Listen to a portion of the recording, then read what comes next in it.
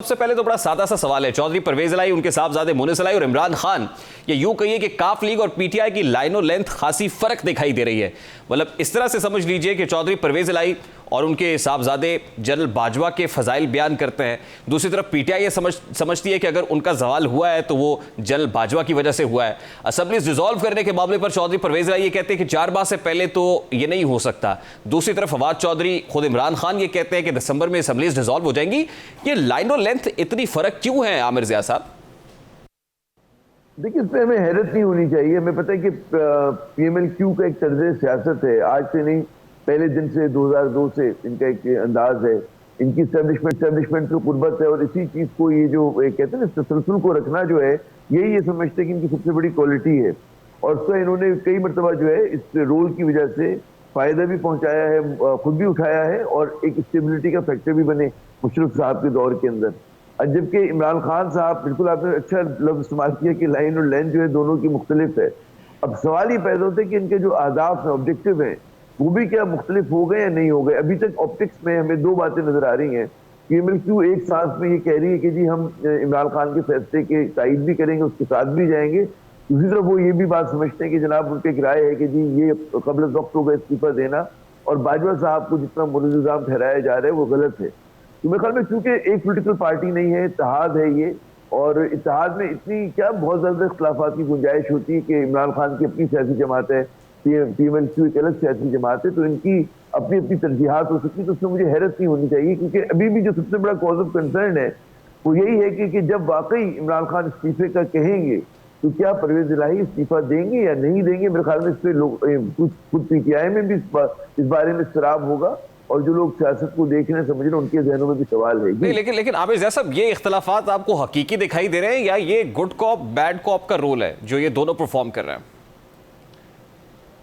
नहीं, मैं नहीं समझता कि गुड कॉप बैड कॉप का रोल है। इमरान खान जो है वो तो बड़ी सीधी लाइन और लेंथ के साथ करते हैं बॉलिंग ना, और उनमें उस तरह की जो चालाकियां हैं जो आप फरमा रहे हैं कि गुड कॉप बैड कॉप, वो मेरे ख्याल में इतनी गहरी कोई साजिश जो है उस पर हिस्सा नहीं बन सकते। वो सीधी बात करेंगे कि जी फला शख्स पसंद है, फला के मैं खिलाफ हूँ, फला बेईमान है, फला ईमानदार है, उस तरह के आदमी है ब्लैक एंड व्हाइट के।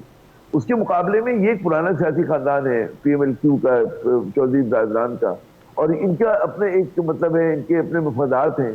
तो ये नहीं कह रहा कि इमरान खान से इनके रास्ते जुदा हो जाएंगे। आप कहते हैं ना, आप ये हो सकता है बिल्कुल कि मैं एक शख्स की तारीफ करूं और आप बुराई करूं, उसके बावजूद मेरी और आपकी दोस्ती रहे, तो इस बात का भी इम्कान है। मैं ये नहीं कहता कि इसका मतलब ये है कि बिल्कुल अलग हो जाएंगे, लेकिन इतना इख्तिलाफ जो है वो बिल्कुल जायज होता है कि जो पीएमएलक्यू की हमेशा से सियासत रही है, फौज के बहुत ज्यादा करीब रही है। देखिए ना, मुस्लिम लीग काफ के तर्ज सियासत का जिक्र कर रहे हैं आमिर ज़िया साहब। मुस्लिम लीग काफ को इस तर्ज सियासत से फी जमाना थोड़ा या ज्यादा फायदा जरूर हुआ है, लेकिन जो जमाना अब चल रहा है जिसमें इदारा न्यूट्रल हो गया है या इदारे ने कहा है कि वो उनका सियासी रोल अब नहीं रहेगा, तो ऐसे में मुस्लिम लीग काफ को क्या अचीव हो जाएगा, क्या गेन कर लेंगे वो इससे? पहली बात तो ये कि जिस तरह से हम न्यूट्रल समझ रहे हैं उस तरह से इदारा न्यूट्रल नहीं हुआ और ना होगा। आप मुझे ये बताइए कि क्या पीडीएम को फायदा नहीं हुआ?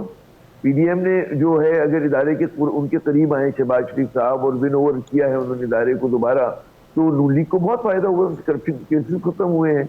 हमें पता है कि जी जो शहबाज, उनको नवाज शरीफ साहब को वापस लाने के लिए जो है कोशिश की जा रही है कि जमीन को हमवार किया, जो उसके लिए भी पूरी कोशिशें जो है वो इदारे से। लेकिन आमिर ज़िया साहब, फेस ऑफ इट ये केसेस तो अदालतों से खत्म हुए हैं। नैब के कवानीन में तरमीम का मामला है और वो इसलिए हो गया क्योंकि पीटीआई पार्लियामान के अंदर नहीं है। वो जो हमारे यहाँ एक सिस्टम में व्हील्स विद इन व्हील्स चल रहे होते हैं ना, वो जिसको भी पता है कि जनाब एक शख्स जो है इसाकदार साहब कल तक मफरूर थे, वजीर आजम के तैयारे में वापस आ रहे हैं, तो ये चीजें खुद ब खुद नहीं हो जाती। उसमें जाहिर है कि अदालत, इस्टेब्लिशमेंट, बहुत सारी चीजें जो हमारी पोलिटिकल लीडरशिप है वो तमाम के तमाम ऑन बोर्ड होते हैं। इसी वजह से ये सब कुछ हो रहा है। तो आप ये कह रहे हैं आमिर ज़िया साहब कि डबल गेम हुई है, जैसे पंजाब के अंदर मुनिस इलाही ने कहा कि, और फिर परवेज इलाही ने खुद कह दिया कि अल्लाह ताला ने हमें रास्ता दिखाया, बाजवा साहब की फोन कॉल आई और फिर हम उधर चले गए। तो आप ये कह रहे हैं कि इधर जो है वो नुकसान हो गया, उधर फायदा हो गया? जी बिल्कुल, मैं डबल गेम आप कह लें, आप ये कह लें कि जब भी एस्टेब्लिशमेंट होता है वो उसके पास प्लान ए होता है, प्लान बी होता है, प्लान सी होता है, मुख्तलिफ उनकी अंदाज होते हैं चीज़ों को मैनेज करने के, उसी वाले से करते भी हैं। तो जाहिर है कि वो ये नहीं करते कि अगर इमरान इनको मजबूत कर रहे हैं शहबाज शरीफ साहब को, तो इतना मजबूत कर दें कि कल को उनके गले आ जाएं।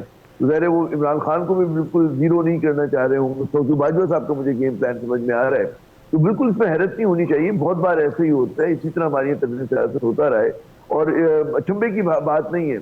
और अगर ये कोई समझ रहा है कि जी फौज जो है, फौज हमारे जैसे मुल्क में, तरक्की पजीर मुल्क में, जहाँ पर पाक फौज सबसे मजबूत इदारा है, सबसे डिसिप्लिन और मॉडर्न इदारा है, वो बिल्कुल कतई ताल्लुक हो जाएगी हमारे पूरे इन चीज़ों से, तो बड़ा मुश्किल है।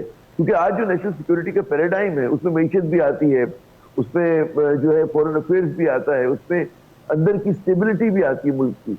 तो इन चीजों से जो है, और डिफेंस देखिए, as far as stability of the country is concerned, Aamir Zia साहब, ये रोल तो यकीनन होना भी चाहिए, इसमें तो कोई ममानियत नहीं या मुज़ायका नहीं है। आज परवेज इलाही साहब इस्लामाबाद के अंदर कुछ हाई प्रोफाइल शख्सियात के साथ मुलाकातों की बात कर रहे हैं, प्रेसिडेंट आरिफ अलवी साहब बहुत अरसे से तगोदो कर रहे हैं, तो आपको क्या दिखाई देता है इस वक्त स्ट्रैटेजी ये है कि किसी ना किसी तरह न्यूट्रल्स को कहा जाए कि इंटरवीन करें, हमें बिठाया जाए हुकूमत के साथ या इंतखाबात लेकर दें?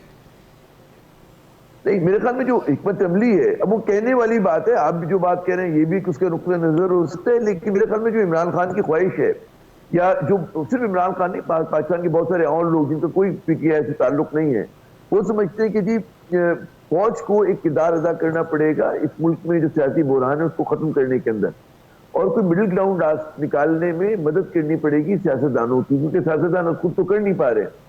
और उसके लिए जाहिर है कि बहुत सारे लोगों की राय ये है कि इलेक्शन जो है वाहिद रास्ता है, ये नहीं हो सकता हल कि एक ऐसी हुकूमत, ऐसी कौमी असेंबली कत्ता कलामी के लिए माज़रत sir, I am really sorry to cut you here, लेकिन ये बड़ी इंपॉर्टेंट बात है। मतलब सियासतदानों को इस नुक्ते पर, इस नहज पर लाया कौन है कि अगर आज पॉलिटिकल स्टेक होल्डर्स एक दूसरे के साथ बैठकर बात करने को तैयार नहीं है, तो who is responsible for this?